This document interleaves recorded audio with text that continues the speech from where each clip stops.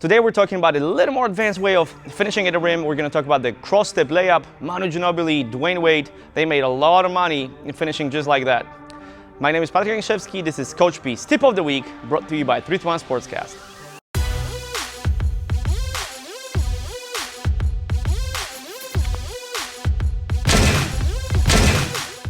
If you want to learn how to take a proper layup, how to learn and teach a proper layup, click right here. Okay, there's a whole video, 7-step video on how to teach and learn a proper layup. We're going to build off of that today. So if you're a little confused, if you're a little behind on what I'm explaining, just make sure to click that link. Now, as every single finishing move in a game of basketball, 99% of them, they requires the timing, the proper timing of the very last dribble, right? As I'm driving to the basket, I got to take my last dribble at some point, right? And that one point, that specific point, is always with the foot opposite of the hand we're dribbling with, okay? And the video I was just talking about talks about it, for a few minutes, so that's something that you definitely have to watch. And so we're going to build off of that, right? So when we take our proper layup, we just go boom, 2 steps, straight to the basket, finish at the rim, right? But now, what if the help defensive player cuts us off?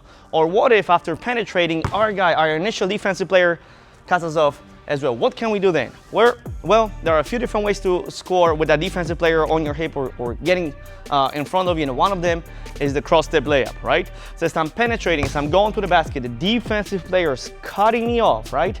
I'm going to take my last dribble, left hand, right foot. Now as the guy gets in front of me, I'm going to cross-step. I'm stepping across, I'm planting my first step down, then I take another step to the basket and then finish, right? So let's do a couple of drills to learn the movement, then we're gonna go full speed, right? So I'm going my right foot in front, I'm going to take a dribble with my left hand. After I do so, I'm going to pick up the ball as I'm jumping across inside the paint, 90-degree turn to the paint, right? I'm going left, and then my next step is gonna be down to the basket. And like I said, it could be the help defensive player stepping up. It could be your initial defensive player cutting you off after beating them, right? So let's go again. Right foot in front, left hand dribble, step across to the basket. Lefty, let me go one more time. Then we're going to go on the other side. Right foot in front, left hand dribble, step across, step down, right? If we're learning to do something on one side, we also have to do it on the other side, right? So on this side, I'm gonna have my left foot in front. I'm gonna go with my right hand dribble. After I take my right hand dribble, I'm going to step across with my right foot. I step down with the left into a right hand finish, right? Left foot in front, step across, step down, right hand finish. What might help you a little bit is whenever I teach younger kids, younger players how to do this footwork, I use cones, right? So I'd put a cone right here, I'll put a cone down here, and I'll put a cone right there, just so the kids have the pattern. Because you'll see a lot of players, they'll just go toot, toot, toot, toot, toot.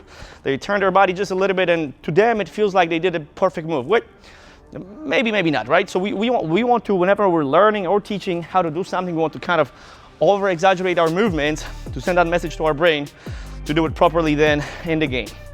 Left foot in front, right hand dribble, step across, step down. Let me go one more time.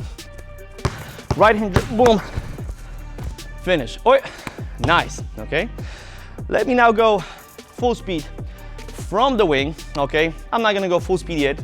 I'm going to jog down. I'm going to time my left hand with the right foot, step across, step down, right? Boom, step across, step down.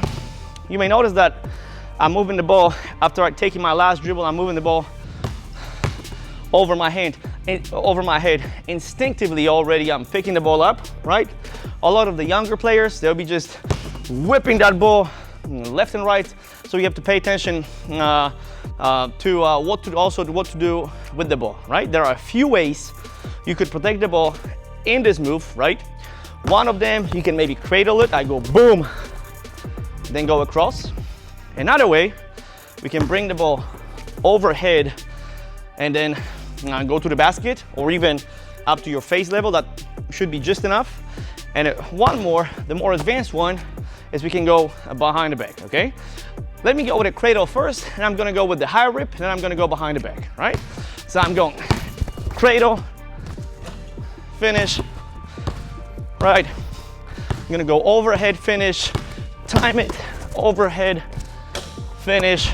The overhead option you might be familiar with Dwane Wade, Manu Ginobili, Westbrook, going downhill 100 miles an hour, boom, to finish. LeBron James, he would do it quite often. And our behind the back option, which is straight up Manu Ginobili, right? I'm going left hand, I go behind the back into the finish. Whatever we're doing on one side, we also have to do on the other side.